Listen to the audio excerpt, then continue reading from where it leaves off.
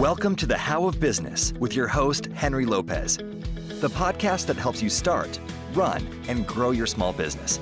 And now, here is your host. Welcome to this episode of the How of Business. This is Henry Lopez, and I want to welcome back to the show, Stacey Brown Randall. Stacey, welcome back. Thanks for having me. I appreciate it. Yeah, this is going to be a great conversation about referrals. You know, most small business owners are told that they just need to ask for referrals. Certainly, that's the way I look at it sometimes. But what if the best referrals come without asking at all? And so in this episode, I'm joined again by referral expert Stacey Brown Randall, the author of her most recent book, The Referable Client Experience. And she's going to help us with and reveal how your everyday client interactions can quietly generate a steady stream of referrals without scripts, without awkward asks, without manipulation, or any kind of resorting to luck. You can find all of the How of Business resources, including the show notes page for this episode, which is where you'll find all of the links that we'll mention on this episode. And to learn more about my one-on-one and group coaching programs, just go to thehowofbusiness.com. I also invite you to consider joining our community, our business community on Patreon, and subscribe wherever you might be listening so you don't miss any future episodes. So let me tell you a little bit more about Stacey. Stacey Brown Randall is the author, as I said, of her new book, The Referable Client Experience, and her other award-winning book is titled Generating Business Referrals Without Asking. And she's the host of her own podcast, The Roadmap to Referrals. Stacey teaches business owners how to generate referrals naturally, like I said, without manipulating, without incentivizing, or even without asking. And she's been featured in national publications like Entrepreneur Magazine, Investor Business Daily, Forbes, and many more. She was a guest on my show way back on episode 78. This will end up being episode 580 something for reference. I was back, as you and I were talking about before we started recording, February of 2017. Mm-hmm. So BC, before COVID, way back when. And in that episode, we explored her entrepreneurial journey. So I'm not going to go through that again, although certainly a lot has happened. But if you want to learn more about her background, very interesting journey, go back and listen to episode 78. Here, we're going to focus and dive right into in a moment this whole topic of referrals. Stacey lives in Charlotte, North Carolina. So once again, Stacey Brown Randall, welcome back to the show. Thank you so much for having me back, Henry. I'm so excited to be here again. Absolutely. We're just talking about kids. And again, it's been quite a while. And we've all grown up and the kids are growing up. And so, but I'm glad to have you back on and talking about this. Such an important topic and a challenging one for small business owners is this whole topic of referrals. So many small businesses depend on referrals for business, for growth, right? So I always start with, especially now in light of the new book, again, the book is The Referable Client Experience. We're going to dive into that, obviously, on a high level here in the 45 minutes that we have. But I always ask, what was the gap? What was it that you identified that you felt, I need another book on this topic? When people started reading my first book, Generating Business Referrals Without Asking, I would get the same kind of question over and over again. Okay, cool. So if I read this, I've got it. I understand your framework and your methodology. I've got the strategy and I can go get referrals without asking. And I always found myself explaining, well, wait. Yes, but you only have one of the strategies. Like people made the assumption that everything I teach about referrals is in that one book. And I'm like, like it didn't like, I don't know why. Some things just don't occur to you until after, right? Like you're like, oh, we probably should have said that in the book. Like this is a strategy. This is one strategy.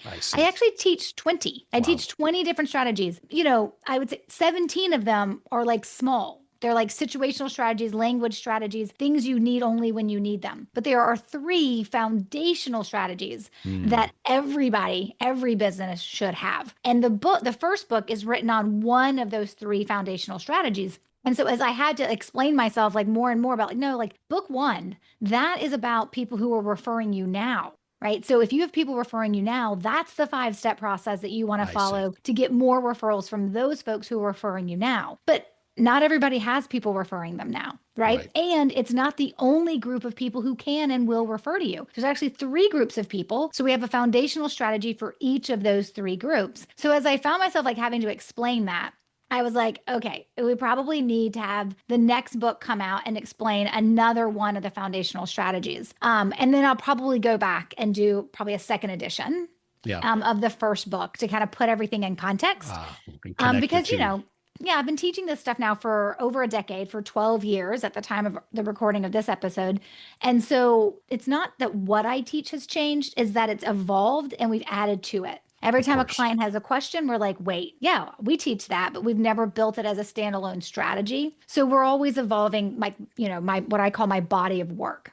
Yeah. Oh, and And you have so to, because I think also people think, well, does that apply in today's business world? And the answer is yes, but I yeah, think you have to share the context then of the evolving world of business. And yeah. this book also focuses, as we're going to get into, driving referrals through the experience that you provide for your clients, right? Clients, which is Yeah. the second group. Yeah. Yeah. Got it. I do want to go a step back though.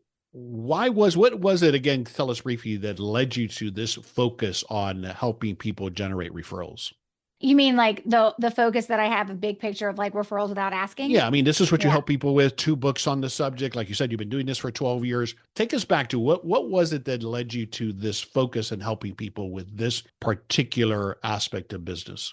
Yeah. So I never set out to be an expert on referrals. When Right. I started so I had a business failure. When that business failed after 4 years, so I joined the 85% of all of small business owners that do not make it to year 5. I'm a member of that business failure club. I had to go back to corporate America. I was in corporate America about 15, 16 months. I left, started my second business. I had gotten certified as a productivity coach. And so when I started my second business, it was like, whatever it takes to not fail again, right? Like, do all the things. And, referrals was always you can't be in business. I don't even care if you're in business for like 48 hours. You can't be in business without hearing about the idea of referrals. Right. And when I looked back at my first business, I was like, oh, I never got any referrals. Like I looked back at where my business comes from, which is funny. It had to fail for me to do that, to look back at where my clients came from. Now I do it continuously, like Yeah. ongoing every year and throughout the year. But I had to look back on, okay, wait, I didn't get any referrals in that first business.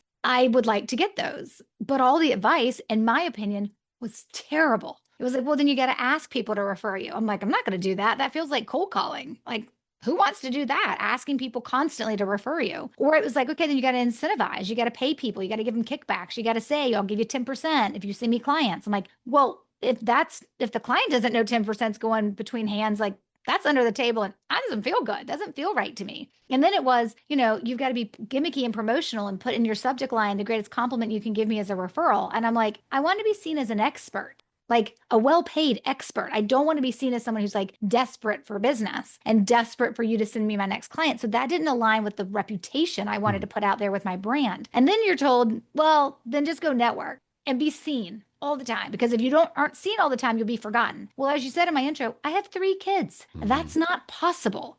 And I know what it's like to network all the time, to grow a business. I did it with my first one and it didn't survive. So for me, it was like, okay, let's figure out a different way to grow my my productivity coaching practice. And in my first year, I got 112 referrals. I started unpacking what I was doing so that I could figure out what I was going to do moving forward. My clients started asking what I was doing. I started teaching it. And then, as they say, the rest is history. Yeah. Okay. So I do want to push back a little bit and say, because you're not saying that we should not ask for referrals.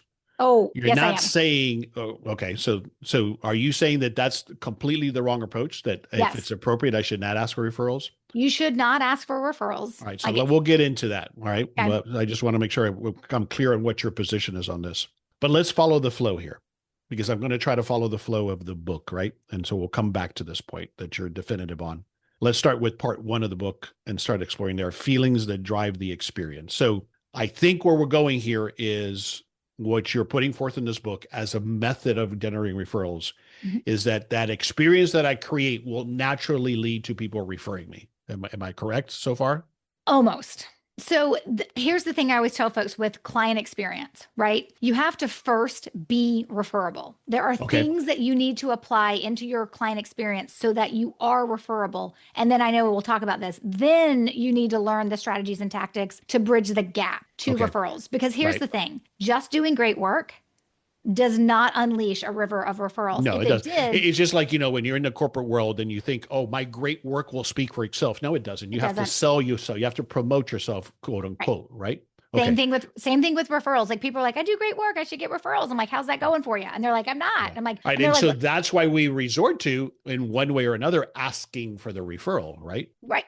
Because for decades, there's been nothing I'm talking like before I was born, right? Like probably before you were born, like decades and decades and decades, we've been told if you want it, you got to go. If you want referrals, you got to go ask for them.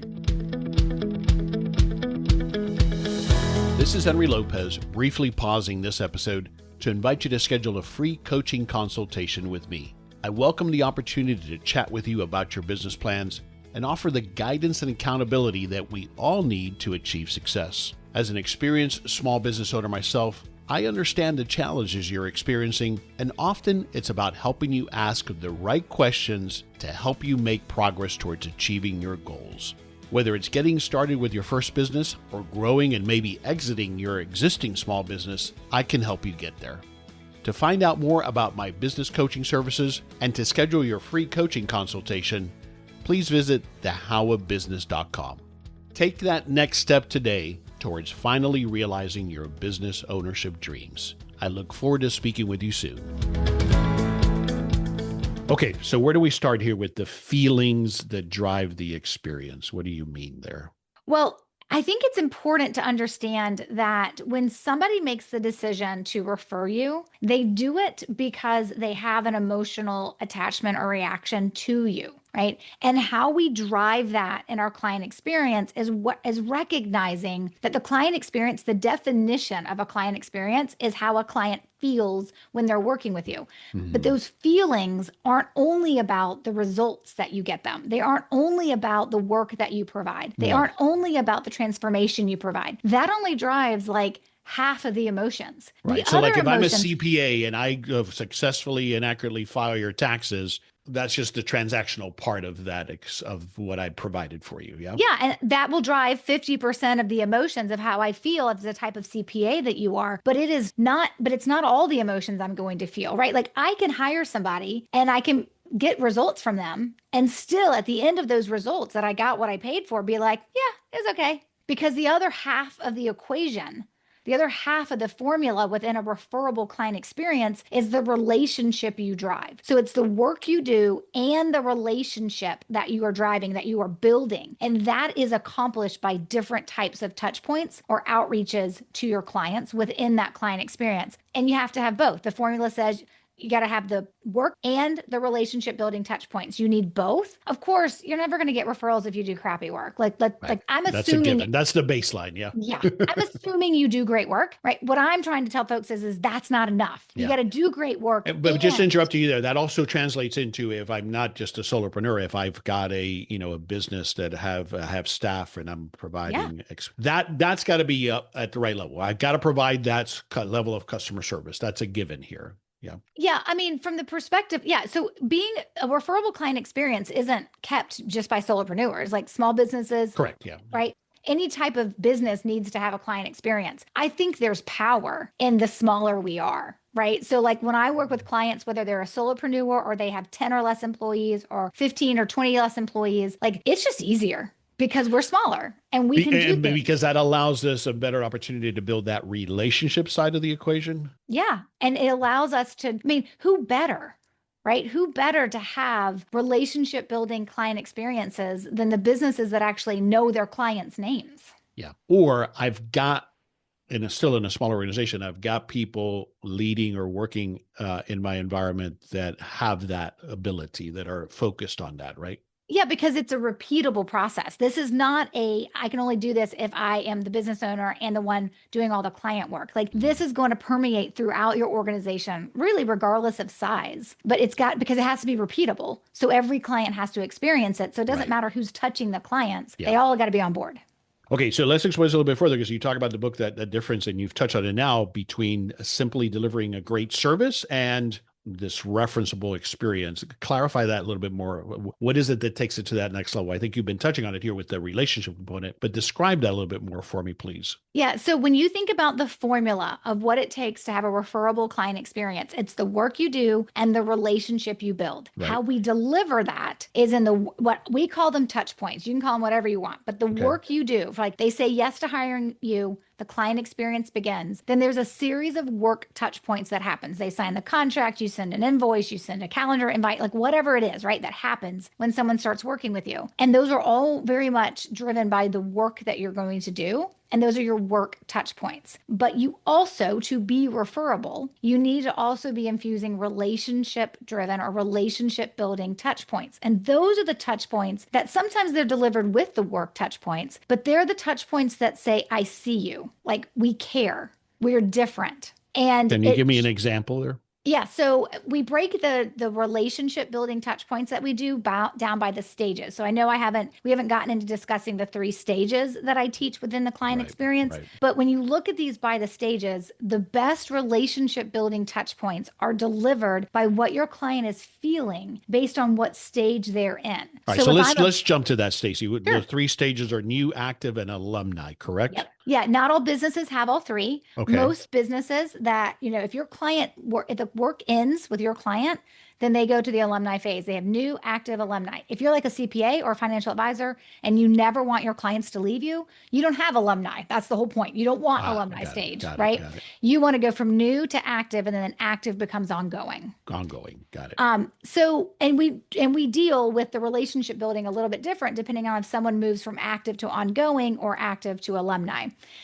But if you're looking at these 3 stages and you're wanting to deliver on a relationship building touch point, the most important thing you have to pay attention to in the new stage and the active stage is how are they feeling in that moment of being in that stage. So for example, think about when someone says yes to hiring you, right? It's no small investment. It's no small investment to hire me. And they may be very excited, but mixed in with that excitement is always going to be just a little bit, or maybe more than a little bit, of buyer's remorse. Absolutely.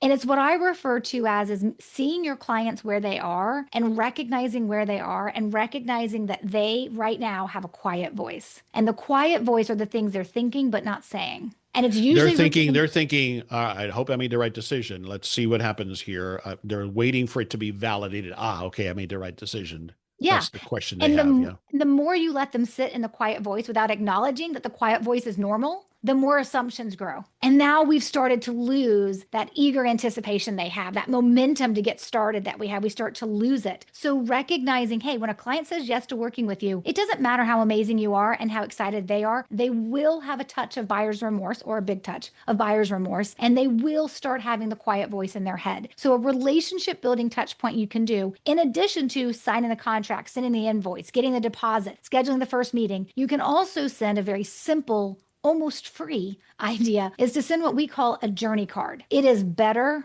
than a welcome card. A welcome card is about you. Thanks so much for becoming our client. We're so excited to work with you. That's better than nothing, but a journey card is better than a welcome card because a journey card acknowledges exactly what they're feeling. So for example, when I was a productivity coach, and my clients would start working with me, I would send a journey card. That's how I learned this technique and learned that it worked. When I would walk into my clients' offices and I would see it on their bulletin boards, and they would say, I've never received a card like that before. And what did you say in the card generally? For the journey card, it's all about what are they feeling. So you hire me as a productivity coach, I'm going to have to do work. I'm going to have to change.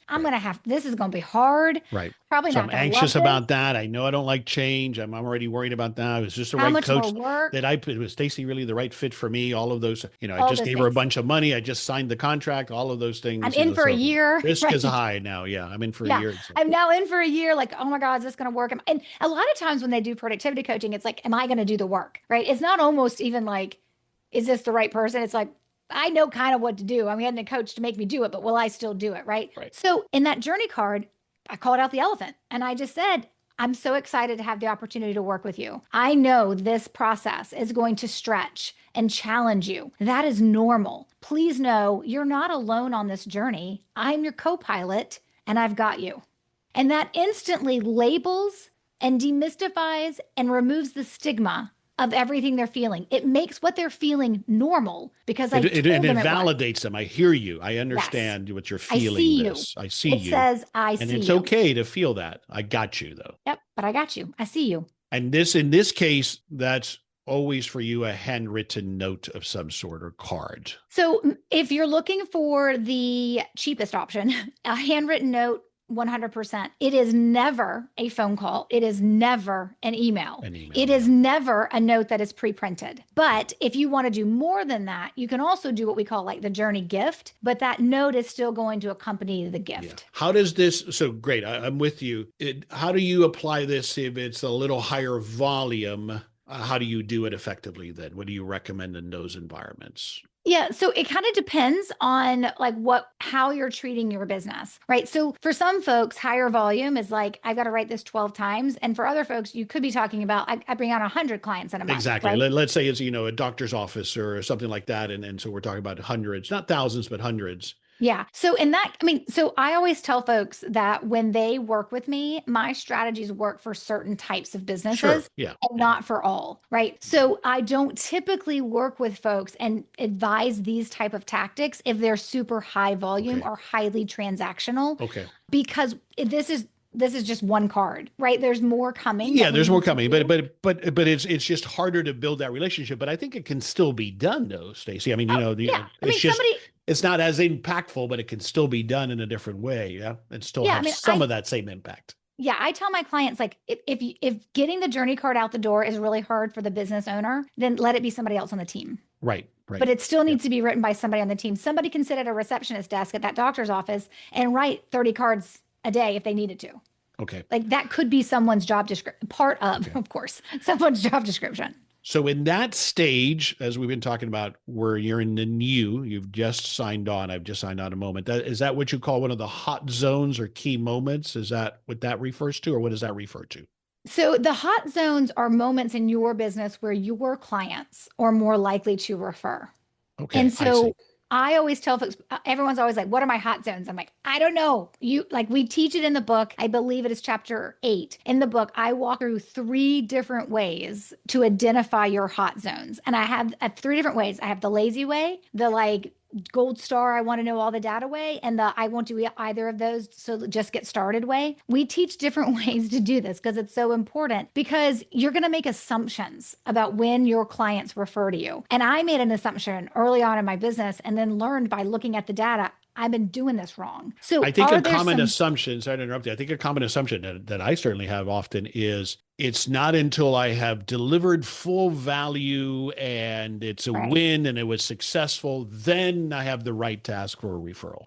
Right. And you're not asking. So right, but I would say that's been traditionally the way I think a lot of people have thought about it, and certainly I have thought about it. Yeah. People like, hey, when I deliver the thing, you're going to be so grateful that reciprocity is going to be there. And that's when I can swoop in and attack with my ask for you to refer to me. That's actually how it kind of feels to a client when you do it that way. And the reason why we look at our hot zones and we don't focus on the idea that you're going to make the request for referrals at the end when they've gotten whatever it is that they've wanted actually violates the science of referrals, which is why fundamentally asking and paying and networking and being gimmicky don't work, because it violates the science of referrals. And so understanding that and realizing that, yes, one of your hot zones could be you're a website designer. One of your hot zones could be we're presenting you with your website, your client's all excited, they start showing it off, right? They have the show it option. Not all business owners have the show it option where you show off to people what this person you just hired to do for you did. That could very well be a hot zone for you, but it's not for the divorce attorney. Okay. So in that hot zone, what am I doing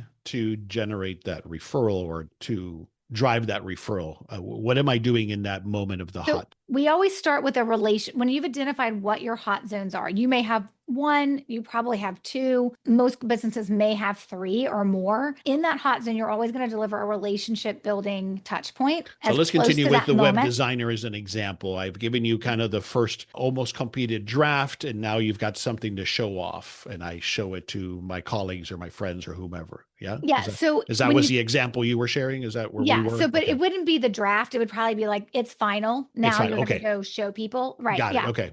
So now there's a deliverable that's shareable. It's a shiny object that I can share with people. Yeah. Let me just say this for your listeners. There's lots of people who are there's nothing that I show at the end that people can be here it is. Right. Yeah. So this is for certain certain business owners certain have this businesses. opportunity. But if we go back to the CPA My Taxes, I think the thing is, boy, we got our taxes filed on time, and he or she gave me tremendous advice on how I can avoid some taxes. Maybe it's that piece of knowledge. Is that Yeah, but we're not something? sharing that as Yeah, you're not widely. sharing that. Yeah. I'm not telling every year my tax Yeah. accountant. Okay. Like, So your does point great, though is I don't that share. depending on the business, there are different hot zones. Let's continue with this example of I do have Yes. something that's shareable. Right. So if you have something that's shareable and you're done, right? The relationship building touch point, like in this example, maybe you want to send like a mini bottle of champagne, right? With a really fancy straw and a small box that's like, hey, I want to send this to you in advance on this, such and such date and time. We're going to review your finished website. We're so excited. I want to send you this mini bottle of champagne so that you can celebrate with us as we reveal your website. Because more than likely it's going to be done virtually, right? And so the idea is that you have this meeting, and in advance of that meeting, your relationship building touch point is sending the bottle of champagne, being like, we're so excited to celebrate with you, right? And then you're getting on the meeting where you're showing them the website. At that moment, that's when we have an opportunity to plant a referral seed. We're not worrying about it with the champagne bottle. All right. So right? how do we plant this seed? Yeah, so it's not like with every like champagne bottle or whatever, right, shows up. Let me just say this because I don't want someone to get this wrong. The relationship building touch points do not have to be the moments where you plant referral seeds, right? Yeah. But they have to be there to be referable. Right. The referral seeds are going to be planted at different times, and it is different for everybody. So if you're showing that website, right, and you're like, hey, I know you're about to show this off to folks. People may have questions about the process of like how we went from what you had to what you have now and how we did it. And, they may ask you technical questions like, what theme are you on, right? If they're really into it, if not, they just may look at what you're doing. I know you're going to be showing this off. If the folks you're showing this to have questions, please don't feel like you've got to answer those questions. You can just connect them with me and I'll answer their questions about the process that we use to work together. Okay, so that's the ask there. In this scenario, in that context, that's the ask. But it's not an ask for referral. How is it not? Because you're just offering to answer questions. But really, it's but an it's both, indirect, isn't it? It's an indirect planting of a referral seed. I can buy that. It's an indirect planting of a referral seed because what I didn't say is, hey, if people have questions, send them to me so I can walk them through it and pitch them on. No, but you don't want to answer everybody's questions out of the goodness of your heart entirely. You know that will lead to somebody calling that then you will answer the questions and that could lead to a new client, right? So that it is purposeful, that planting of the seed. Yeah, correct? all of the seeds are purposeful from that perspective. Understood. But here's the thing. In some cases, most cases, they're not going to remember that anybody asked them questions. Sure. That's not the seed. The seed isn't that some people may ask you questions and you may connect them with me. That's bonus. Mm-hmm. In the moment, what we're telling them is that you're going to be showing this to people and there's going to be interest. And we're doing it in a way that's very subtle and is not direct. Because here's the thing that people get wrong, Henry. They think I need to say that one thing Stacey just gave me at the end of my client experience, and that's going to give me referrals. And I'm saying, no, you are percolating and planting the idea of referrals throughout the process from the new stage, active stage into the alumni stage. But that's not the only way we get referrals, right? There's 3 ways we get referrals in our client experience. One is just by the right people. You happen to bring on a client, they're a heavy connector, they are excited about working with you, and they tell everybody, and you get referrals. You can't build a strategy around that. You don't even know who they are until they start to refer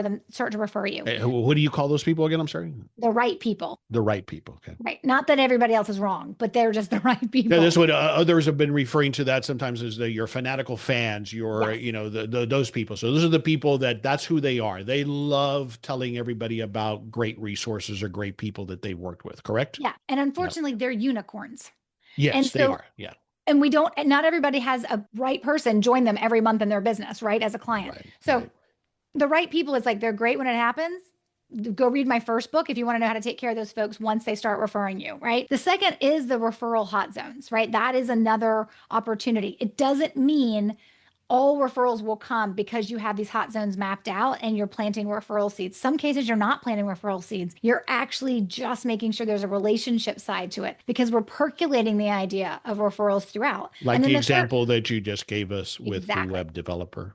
Yep, exactly. And again, don't assume what your hot zones are because what you want them to be may be very different. Okay, but don't I need to, though, analyze and identify where those might be, or do I just need to be aware of when they present themselves? So That's where I'm still a I little want you confused. to identify. I Okay, want you to go into the data. yeah. I need to look at and continue to evolve and say, at this point, there's an opportunity for a hot zone here if everything else is aligned, as I suppose. Yeah. Yeah. So from that perspective, it's like, hey, so here's how I teach that, right? Real high level, real quick. For the person who's not going to read the book and is like, I'm trying to figure out these hot zones, go look at all of the referrals that you've received over the last year. Then look at the referrals that came from a client, not a center of influence, not a contact, not an internal staff person. Look at all the referrals that came from a client. Then look at that client and figure out what stage were they in when they made that referral. Had they just signed up with you, they're a right person, right? Had they actually just gotten their website delivered and then referred you 3 people, that's a hot zone potentially. Well, whether I even knew how to leverage that hot zone or not, that probably was when I built that relationship moment. That's probably what generated that referral, is what you're saying. Am I understanding? Yes. Okay. And we want to leverage that just so that we now have a relationship touch point happening during those moments. But here's the thing. I do want to say this for the listener that's like, I don't have enough data to say, because, just getting one referral at a certain point doesn't really make a hot zone. You need repeated, right? I see. So for the person who's like, they're kind of all over the place, like, that's okay. You can actually just start paying attention to when they happen moving forward. Yeah. And you can make some assumptions. In the book, I talk about a couple of, general referral hot zones that in case people are like, I don't have any, or I don't want to go look, but that doesn't mean they're going to work because they're not yours yet. And so sometimes you have to test things and figure out what works and then change what doesn't. But it is a tough thing because it's hard enough for me to encourage clients to track sources. It was a referral, let alone where in the process did the referral come from. That's a tricky one. So people have to be aware of that and start tracking that level of detail there. Yes. Usually, yes. When I help my clients track it, they're tracking it by date. What date did that referral arrive? Oh, okay. And then they can match it to the sales cycle and kind of the client. Tie it. Okay. So let's go back to the 3, the right people, the referral zone, and then what's the third? The right moments. The right moments. Okay. There are some times when your clients are going to say something, or they're going to be a certain type of client where when something is said, I just need you to know how to respond. So, all right. So give me an example. Yeah. So for example, when you're looking at a client that was referred to you, right? There should be moments you and any team member should know this client was referred, so that a couple of times throughout their client experience, you're taking that right moment. And in that right moment, you're reminding them that they were referred to you, right? You're reminding them like, hey, Henry, I'm so glad that you were referred to me and that you were referred to me by Sarah so that we have this opportunity to work together. I got to remember to thank Sarah for referring you to me. Okay. I mean, hopefully you've thanked her, so that isn't exactly what I would want you to say. Right, yeah. But I need to tell Sarah, like I need to. And so now that activates in the referred client, I know somebody that you would be perfect for as well, right? Could be. It could be very much that would be ideal. It could also be that we're just percolating. We're just planting that seed. We're just planting seeds. Because here's the thing, Henry, that nobody wants to hear me say that has to be said. You can do this repeatable, referable client experience for every single client, and not every single client's going to refer to you. No, there are people that will not refer. They won't. And then there are people that refer you years later that you thought, oh, where did that come from, right? Right. So these things sometimes take time to deliver. In my experience, is that fair? Here's why. Yes. And here's why. Because 2 things have to occur for a referral to happen: desire and opportunity. And what we're taught is that we can control both. And you can't. You can only control desire. You only control the desire to refer to me versus anybody else that does what I do by the relationship we have. Opportunity, you never will control the opportunity that I come across people that I can send to you, which is why some people refer years later and some people refer all the time, because it's a difference of the right people who are like around people who can refer to you, right? It's like being strategic about who you cultivate as a referral source, because some of them are more likely to be around people because they have opportunity. You cannot artificially create or manufacture opportunity. It's got to be there naturally. And so that is why we are referable client experience. We are just focused on doing it again and again and again for client after client after client. And here's the other thing that nobody wants to hear me say. We want referrals clearly from our client experience, right? And if you have a referable client experience in place and you know how to manage, how to bridge the gap to referrals, you're going to receive them, and that's going to be amazing. But there's a bigger outcome out of having a referable client experience. And the bigger outcome for that referable client experience is that once you have this in place and you hear what your clients are saying to you, and yes, you start receiving some referrals, what I've noticed in my clients, more than my other strategies are all about the numbers, numbers, numbers, numbers, how many, how great, quality, everything. This strategy is a confidence builder. This strategy allows allows a business owner and their team to be really confident that they know what they're doing. That not only do they deliver great work, but they deliver a great experience and they build relationships and they take care of their clients. It builds a level of confidence that usually they didn't have before. And that confidence shows up in every prospect meeting and every networking event you go to and every interaction you have with a client. And that is, to me, is a bigger deal than here's 14 case studies of people who went from 5 referrals a year from clients to 10. Right. Those exist, but this one strategy that I teach, of all the others that I teach that are very metric and numbers driven, this one is the confidence builder that I think bleeds into all areas of your business. Yeah, I agree. As I think about that and apply it to people referring us, if I look at it myself, what are the things that influence me referring somebody? If I've worked with someone, it's not, again, so much that they delivered on the product or service. It's that level of experience or confidence means I am then confident in referring them to somebody else, right? It's almost like, I know, at least for me as a referrer, if I put myself in that seat, I will refer only if I'm really confident that they're going to do a good job for that other person. You know what I'm saying? Like somebody who they did okay, but they're not great. Well, I'm not going to refer them because when I refer, it reflects on me as well as the person referring. That's the way I look at it. Does that make sense, what I'm trying to say?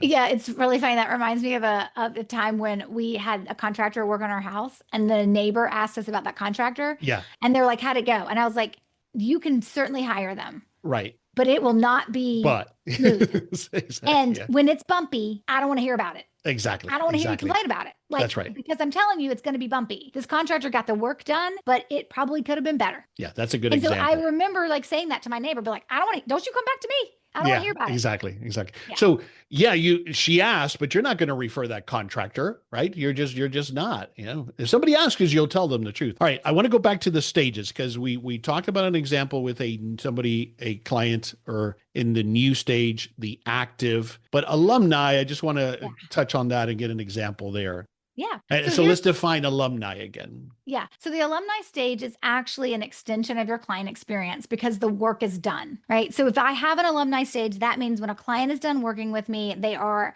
exiting, right? Or we call it graduating. Yeah. So I installed their garage door or refurbished their pool or whatever the case, or installed their gutters, Yeah. So we're done working together. That doesn't mean they won't come back around to work with me again, but that's, they have to be a repeat client in the future, right? And so the alumni stage is different than the new and the active because there's no more work touch points to be delivered. All touch points in that mode kind of revert to relationship building. And they actually go a little bit it's a little bit more than relationship building. They actually kind of start reverting into the keeping in touch or staying top of mind. And in some cases where I find the biggest pitfall that my clients or that I see businesses fall into in the alumni stage is that they do the disappearing act. Yeah. Right. It's they just disappear. They no longer follow up. They no longer whether it's the newsletter or the email. I had that happen with the realtor that helped me buy my current home. And it wasn't a smooth transaction, I will say, but I haven't heard from her since. Not at all. That's so funny because I tell a story in the book about the first real estate agent I ever worked with in my early 20s that helped me buy a condo. And it was a couple of years later, I couldn't even tell you who she was. Yeah. Mm-hmm. Okay, so how do we find then, I'm assuming there are hot zones in that phase, or how do we plant those seeds with alumni? Yeah, so the idea with alumni is it's actually more about the staying in touch. Okay, right? All right. Because that's the tactic. That's the approach, yeah. That's the experience that we continue delivering. Yes, because in the alumni stage, they're in it forever until you decide to exit them from it. Yeah. So it could be you have some people in the alumni stage that have been in it for 3 years and someone had just entered it because you just finished working with them. So it's the entire stage, but it would be something to note. If you start getting referrals from clients 2 years post working with you, that's interesting data. And I would want to dig in and be like, maybe there is something there. Most people just don't track it in that way. So we know if you're staying in front of them, and like ways that matter. So not your email newsletter that goes out every week or every month, but in real ways that show up and be like, we still remember you. We hope you All right, give me an remember us. example. Let's say I am a realtor. Because that's when I was a realtor back in the early 2000s. One of the ways I would stay in touch with my alumni is with that newsletter, but it was informational. It was, here's the market stats in your area. Here's an interesting report on what remodeling a kitchen does to the value of your home. That's where I thought I was adding value, right? And you're right. Yeah. So Okay. in that case, so like it's like looking at it.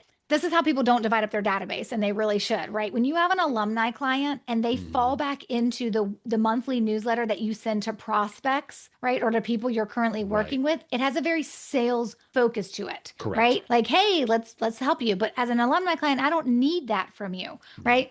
Other information would be great. Other information can be a part of your client experience in the alumni stage. It just can't, information and education can't be the only touch point that you do. No. So So I could send one. like a 1-year anniversary gift or something like that, depending on whether it makes sense. That might be another example. Or again, a handwritten note. It's been 2 years since you've been in your home. I hope, something just quick, personalized note, something more like that. You could send a holiday card. You could send a holiday card. Okay. Yeah. It's just showing up differently than how I would expect my real estate agent to show up. Correct. I don't need a bottle of champagne from you and a big sheet cake on my 1-year and 5-year anniversary. Right. That's weird, right? Yeah. Plus, I can't justify that financially, probably. Right. But it is perspective. looking at it in terms of what allows you to show up like you care. And so there's ways to do that. I gave the example of a holiday card. I'm going to be really clear. I'm not talking about the stack of 50 cards that are identical that you just bought from Hallmark or the grocery store. I'm talking about cards where either, if they are generic like that, you're writing in them, or you're sending a card that has you and your family, however you define family, on that card, because that makes me take notice of it. Yeah. Okay. Let's start to wrap it up here. If this is all new to me listening, where do you suggest I start? Besides reading the book, where do I start with making this shift to the way that I generate referrals? So the easiest thing that you can do, though it will take a little bit of time with you and a piece of paper, is to sit down and map out your current client experience as you have it now, without anything we've talked about, without anything you want to add. What does it look like when someone says yes to working with you? What happens in order? I do this, then we do this, then they do this, and this happens. Write it all down, start to finish. Which is something you should have mapped out anyway. That client journey should be mapped out anyway. Yeah. You totally should. Then go back and put W's by all of those that are actually work touch points, and put R's by the ones that are more relationship, and then count them up. How many W's do you have versus how many R's do you have? And that is a very quick, like in your face kind of like notice of like, oh, I'm not really doing anything that builds the relationship side that starts my referable journey. So I probably need to look at my client experience differently. But you have to have the knowledge of what you're doing now to usually spark I'm going to make this better moving forward. Is there kind of a general rule of thumb on the ratio between R's and W's, or? Yeah, usually 20% are going to be relationship building, 20 to 30% depending on what you do. Some people can get away with more. Like if you're in because there's more touch points, I guess, more relationship touch points. Or actually working with you is more like vitamin versus medicine. Right. So if I'm working with an interior designer, more relationship building touch points feels normal than if I'm working with like, say, a personal injury attorney. Right. Okay. I'm with you. All right. Excellent. All right. Tell us again, the book ideally is written for whom? It's written for small business owners. So whether that's you, solopreneur, or that is somebody who has a small team, it is written for you to understand that your client experience needs to be more than just great work. And if you're starting your business, it's great for you to go in with the understanding that this is what I will be building.